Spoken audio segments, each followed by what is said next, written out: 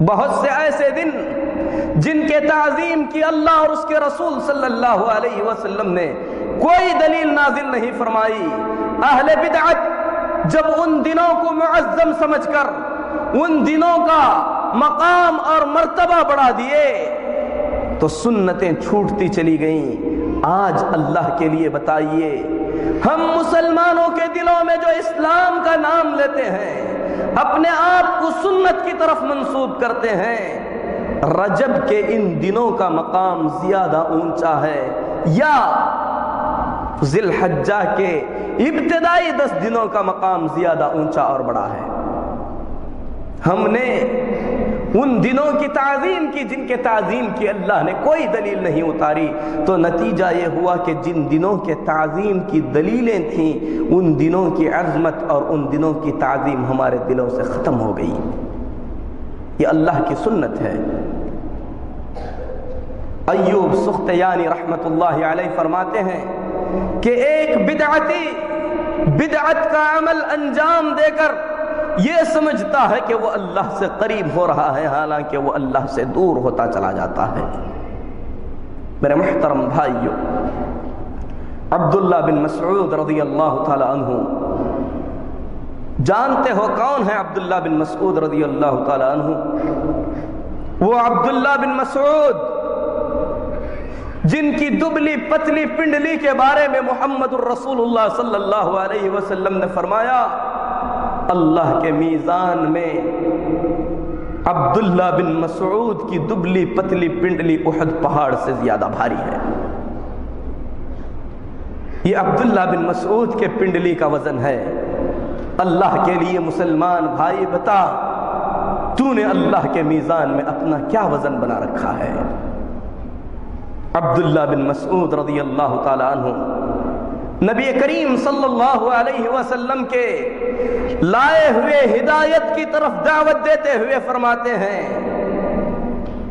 لوگوں صرف محمد الرسول اللہ صلی اللہ علیہ وسلم کے لائے ہوئے منہج کی پیروی کرنا، فقد کفیتم، جتنا عمل کرنا ہے اتنا سب کچھ تمہیں بتایا گیا ہے، اب کسی نئے عمل کو ایجاد کرنے کی کوئی حاجت اور ضرورت نہیں ہے، بلکہ محمد الرسول اللہ صلی اللہ علیہ وسلم نے جتنا کچھ بتا دیا ہے وہ عمل کے لیے کافی ہے۔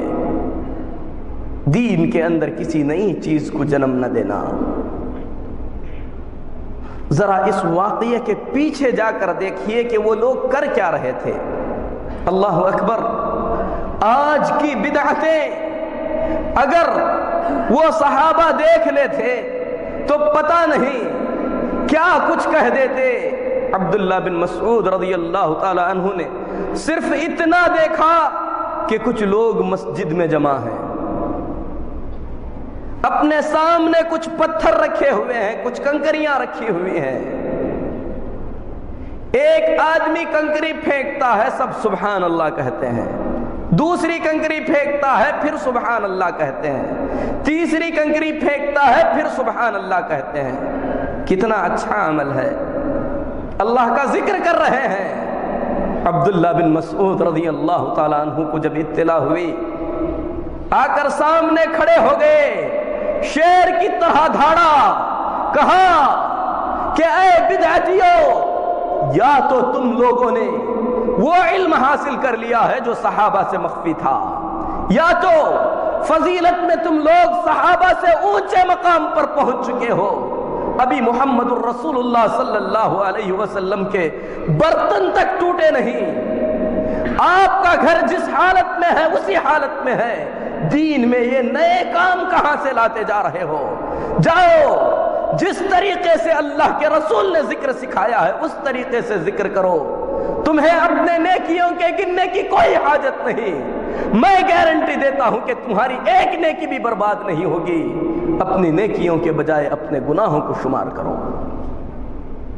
اللہ کا ذکر ہی تو کر رہے تھے، لیکن جب انہوں نے ذکر اس طریقے سے نہیں کیا جس طریقے سے محمد الرسول اللہ صلی اللہ علیہ وسلم نے نہیں کیا تھا، تو عبداللہ بن مسعود رضی اللہ تعالی عنہ کو اس پر بڑا غصہ آیا تھا۔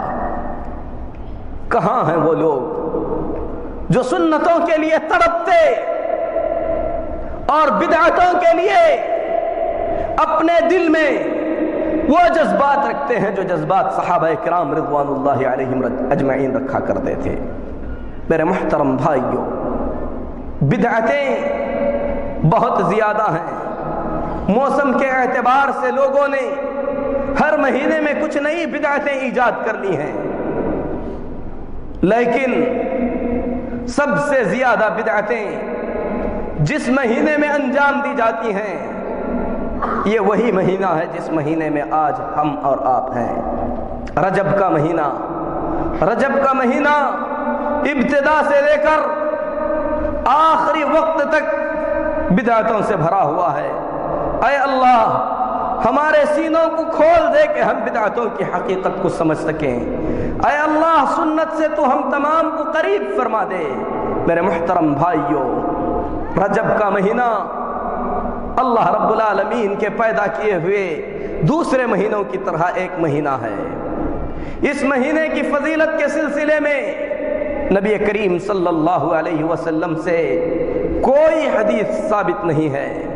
حافظ ابن حجر رحمت اللہ علیہ جو بخاری شریف کے سب سے بڑے شارح ہیں، انہوں نے بخاری شریف کی ایسی شرح فرمائی کہ بعد کے علماء کو جب بخاری کی شرح لکھنے کے لیے کہا گیا تو علماء نے کہا تھا جس طریقے سے فتح مکہ کے بعد ہجرت نہیں ہے اسی طریقے سے فتح الباری کے بعد بخاری کی کوئی دوسری شرح نہیں ہے۔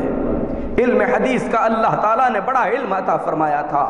حافظ ابن حجر عسقلانی رحمت اللہ علیہ فرماتے ہیں کہ رجب کے مہینے کی خصوصیت کے سلسلے میں نبی کریم صلی اللہ علیہ وسلم سے جتنی حدیثیں وارد ہوئی ہیں وہ سب کے سب جھوٹی اور من گھڑت حدیثیں ہیں۔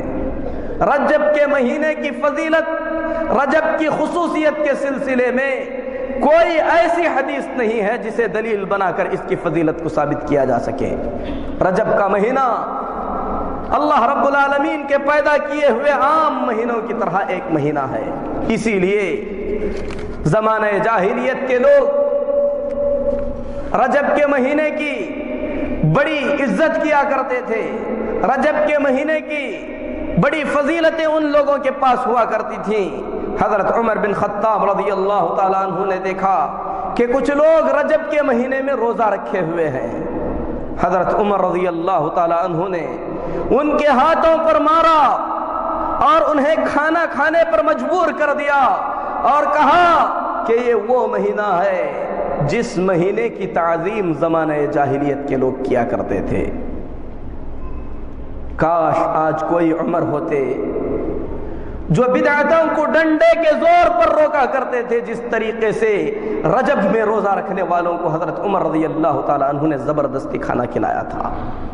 میرے محترم بھائیوں، رجب کے مہینے کی شریعت اسلامیہ میں کوئی فضیلت نہیں ہے، وہ دوسرے مہینوں کی طرح ایک مہینہ ہے۔ ہاں رجب کا مہینہ حرمت والے مہینوں میں سے ایک مہینہ ہے، لیکن اس مہینے کی فضیلت یا اس مہینے کے اندر کسی خاص عبادت کی فضیلت اللہ کی کتاب اور رسول اللہ صلی اللہ علیہ وسلم کی سنت سے ثابت نہیں ہے۔